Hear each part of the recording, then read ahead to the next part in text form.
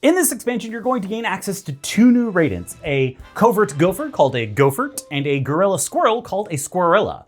They have access to the moving and spawning actions just like every other Raident, as well as their own unique abilities, which we'll get to in just a sec. However, you can only ever have up to 3 Raidents on the battlefield at a time. On your first turn, you'll pick up to 3 Raidents to spawn in as usual, then, as you remove them, they go into the queue.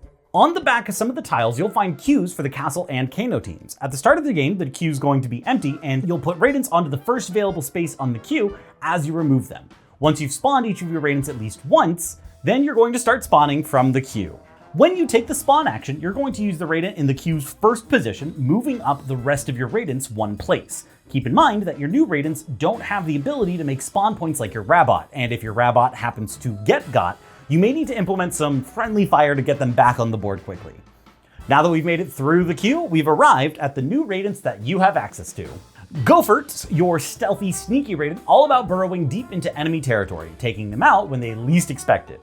Both of Gophert's abilities are extremely straightforward. Gophert's main ability is Squeak Attack, which allows it to remove any Raident from an adjacent square. Gophert's burrow ability, Fossorial, allows it to travel to any unoccupied burrow or friendly home terrain on the board. Extremely useful for getting around the map quickly and quietly. Squerrilla is your slippery squirrel that's packing heat. First, we gotta talk about its main ability, an AK-47. Oh, wait, sorry, Acorn 47. When it uses this ability, which it can use on top of an obstacle, it removes all Raidents in a 3-square line away from its position, either horizontally or vertically. Keep in mind, friendly fire is on and squirrels aren't known for their aim. Squerrilla's burrow ability is Arboreal, which uses a new concept called arbors. An arbor is a series of adjacent obstacles and or mounds, including diagonals. The Arboreal action allows the Squerrilla to travel to any unoccupied obstacle of an arbor that it's adjacent to. The Squerrilla is the only Raident that can use its abilities on top of obstacles.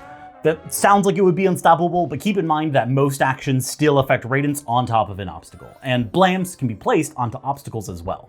Here's some examples of a Squerrilla taking its Arboreal action. Since it's next to this arbor, which in this case are these spaces of connected obstacles and mounds, it can move on to any of these spaces. With all that, you're ready to get these tier 2 Raidents on the battlefield. Be sure to keep your queue in mind as you get new Raidents onto the field. Once you've gotten a 3rd game of Raidents in the bag, come and check out how the Veil expansion allows you to control the battlefield.